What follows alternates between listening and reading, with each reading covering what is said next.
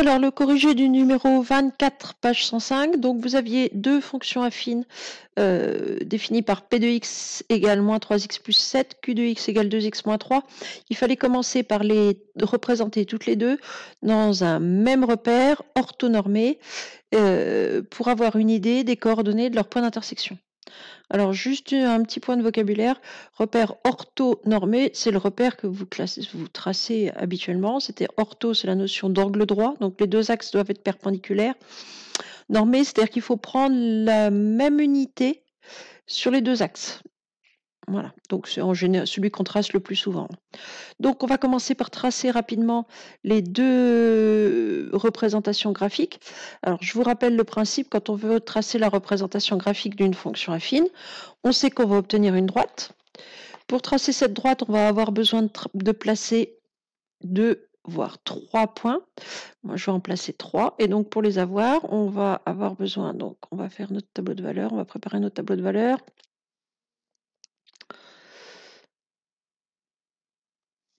Donc, avec la ligne dx, la ligne p de x, et puis même chose pour q de x, on va faire les deux en même temps.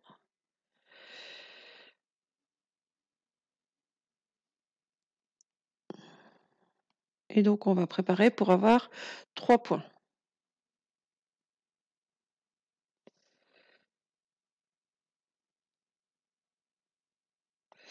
Voilà. Donc, pour les obtenir, les coordonnées de ces 3 points, tableau de valeur à la calculatrice. Donc, on a moins 3x plus 7 pour commencer.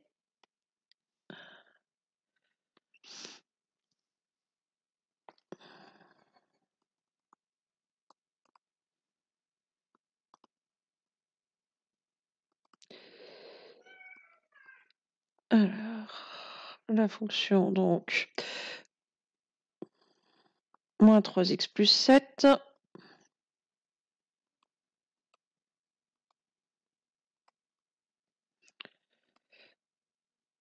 Alors,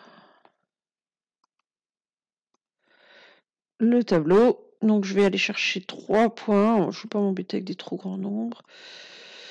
On peut prendre 1, 4, ça c'est bien. 3 moins 2. 1, 4, oui, 0, 7, 1, 4, 3 moins 2. Allez, on va prendre ces 3-là. Donc, 0, 7. Alors, moi, c'était quoi? 1, 4, je crois, et 3 moins 2.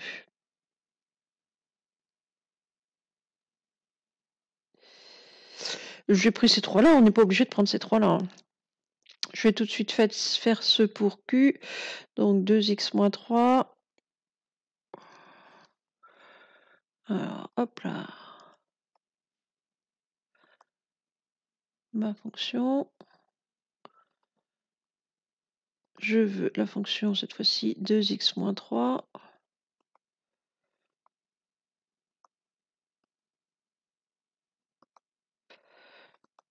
Le tableau. Alors, c'est pareil, je ne vais pas m'embêter avec des très grands nombres.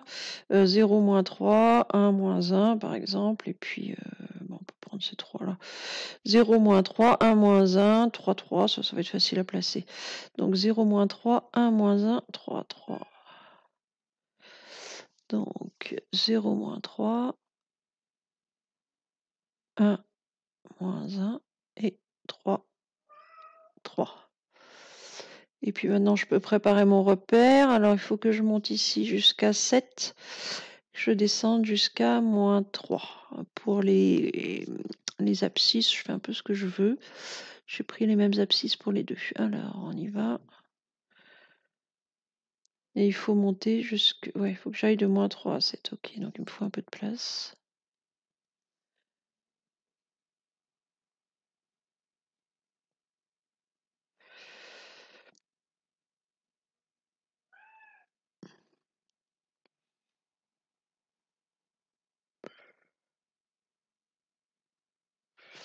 Voilà, donc l'origine de mon repère est là. On va mettre 1 en unité. Alors, le point de coordonnées 0, 7. Donc, 3. Il est là. Ensuite, 1, 4. 1, 2, 3, 4. Et le troisième, c'est 3 moins 2.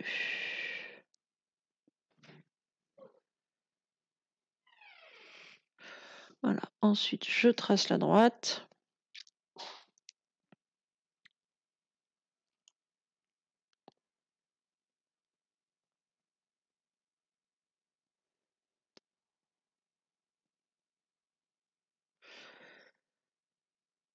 Voilà. Donc ça, c'est y égale p de x. Et puis la deuxième, donc 0, moins 3, 1, 2, 3. 1, moins 1. Et puis 3, 3.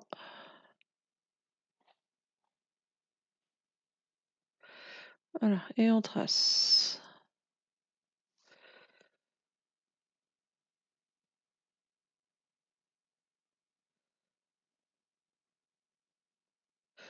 Voilà, donc là on a y égale q de x.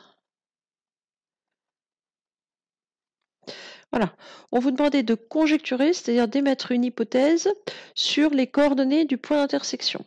Alors le point d'intersection, il a tout l'air d'être ici, c'est-à-dire qu'il a tout l'air d'être, on peut l'appeler A, semblait être en le point de coordonnées 2, 1. Donc A de coordonnées 2, 1 semble être le point d'intersection.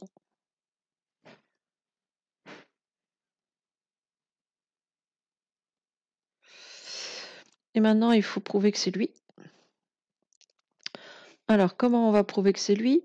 Il faut vous souvenir un petit peu ce qu'on a fait au début de l'année, où on recherchait des points d'intersection entre deux courbes. On avait dit l'abscisse de ce point d'intersection, donc ici en l'occurrence notre 2, ce serait la solution d'une équation, c'est-à-dire la solution p de x égale q de x. Donc on va être amené à résoudre l'équation. On résout l'équation p de x. On résout l'équation p de x égale q de x.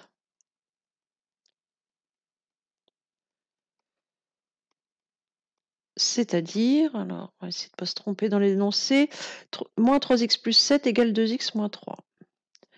Moins 3x plus 7 égale 2x moins 3. Alors c'est une équation, tout ce qu'il y a de standard, hein. On va ramener tous les x à gauche, tous les nombres à droite. Les nombres qui vont changer de côté vont être amenés à changer de signe. Donc moins 3x c'est un terme en x, je le laisse où il est. Plus 7 ne me convient pas, donc je vais enlever 7, j'enlève 7 à gauche, donc il va disparaître à gauche, j'enlève 7 aussi à droite, toute opération faite à gauche est faite aussi à droite, donc j'enlève 7, donc je vais avoir mon moins 7 à droite.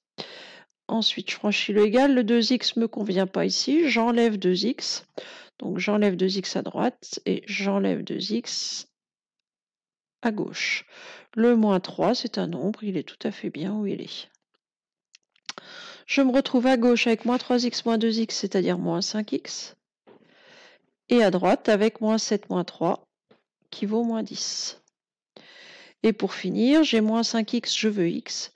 Je divise à gauche et à droite par moins 5, c'est-à-dire que je vais avoir x égale moins 10 divisé par moins 5,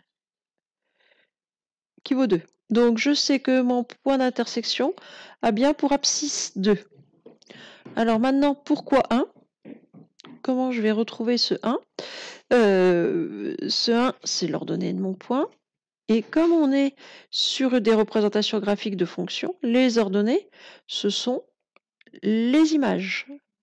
Donc ici, l'idée, c'est de calculer l'image de 2, soit par P, soit par Q. De toute façon, à cet endroit-là, on sait que P de x égale Q de x, c'est-à-dire que le nombre 2 a la même image, que je prenne la fonction P, ou que je prenne la fonction Q, puisque j'ai résolu l'équation f de x P de x égale Q de x. Je veux que les deux images soient égales. Les deux images vont être égales lorsque x vaut 2.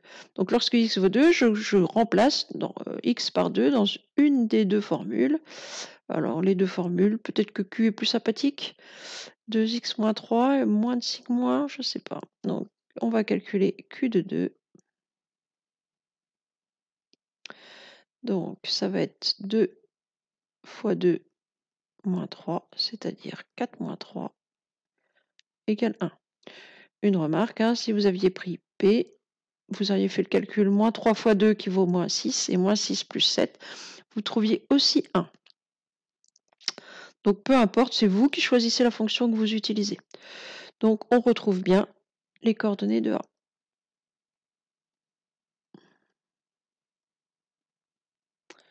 Les coordonnées du point A.